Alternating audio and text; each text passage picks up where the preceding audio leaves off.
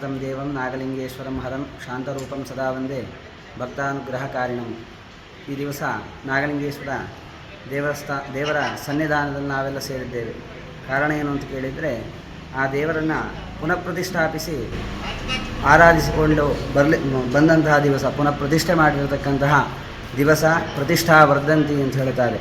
ಅದರಲ್ಲಿ ನಾವು ಒಂದು ವರ್ಷದಲ್ಲಿ ಮಾಡತಕ್ಕಂತಹ ಪೂಜೆಯಲ್ಲಿ ಇರಬಹುದು, ಅಥವಾ ಪೂಜಾ ವೈಕಲ್ಯಗಳಿರ್ಬೋದು, ಅಥವಾ ಶುದ್ಧಿ ಅಶುದ್ಧಿಗಳು ಆಗಿರುವಂಥದ್ದು, ಈ ರೀತಿಯಾಗೆಲ್ಲ ಆದಾಗ ಸ್ಪೃಷ್ಟಾಸ್ಪೃಷ್ಟ ದೋಷಗಳು ಅದು ಎಲ್ಲಿಗೆ ಹೋಗ್ತದೆ ಕೇಳಿದರೆ ಆ ದೇವರ ಸಾನ್ನಿಧ್ಯಕ್ಕೆ ಹೋಗ್ತದೆ ಅಂತ. ತಪ್ಪು ಯಾರೇ ಮಾಡ್ಬೋದು, ಅರ್ಚಕ ಮಾಡ್ಬೋದು, ಅಥವಾ ಭಕ್ತಾದಿಗಳು ಕೂಡ ಮಾಡ್ಬೋದು.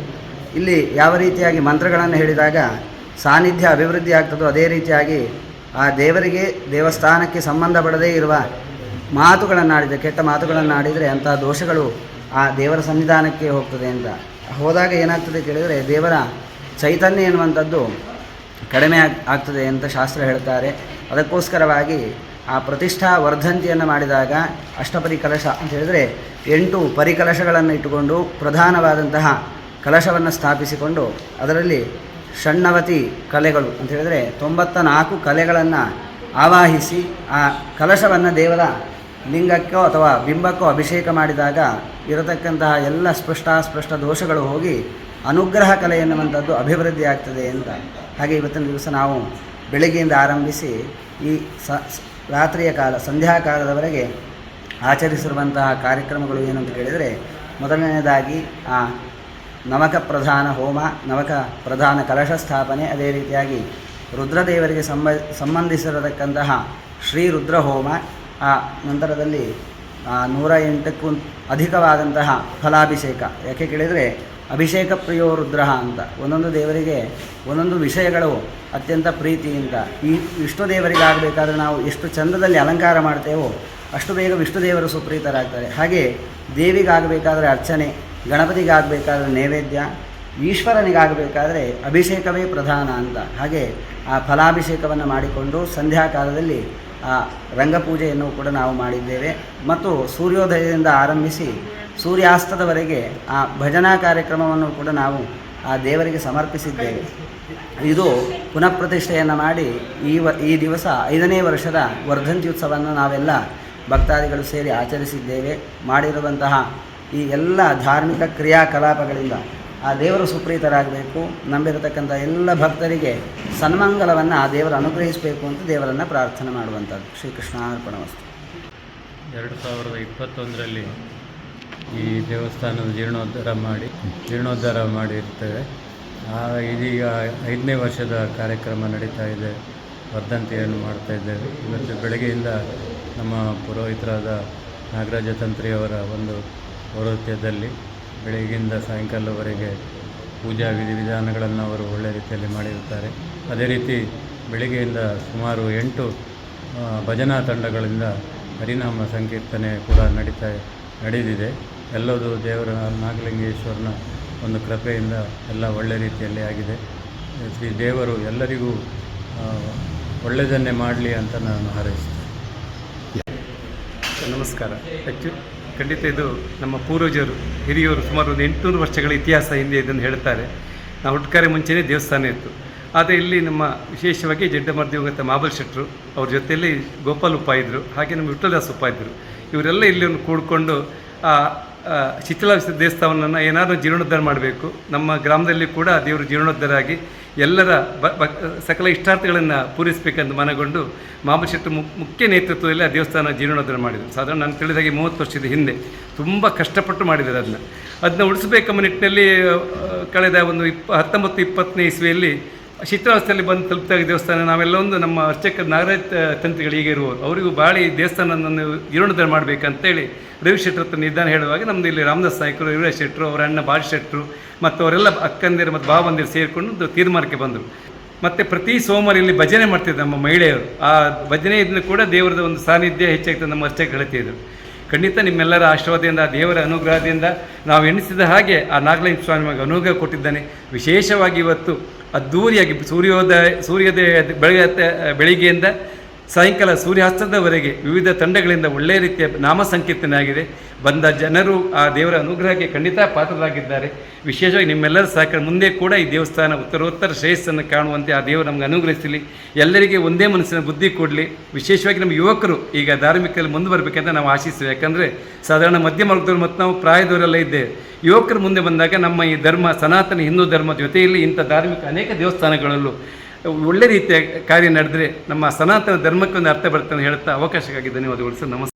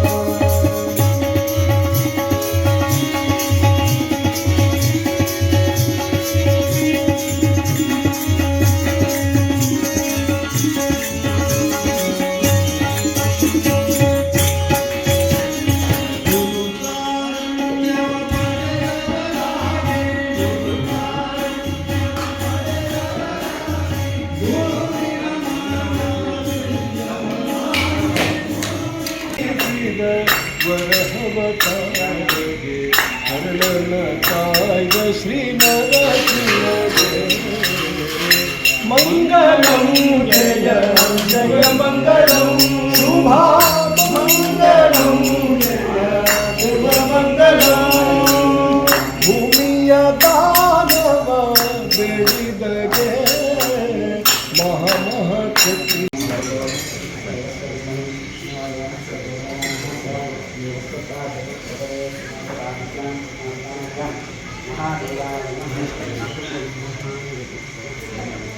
ಮಹೇಶ್ವರಾಯ ನಮಃ, ಶಂಕರಾಯ ನಮಃ, ಮೃದುಗಂಧಗಡ್ಡಾಯ ಮಂಗಲಾಂಬುವಾಸಾಯ ನಮಃ, ಪ್ರದಸ್ಥಾನೇ ಕಾಮಾಂಗನಾಶಾಯ ನಮಃ, ಜಗದೀಶಾಯ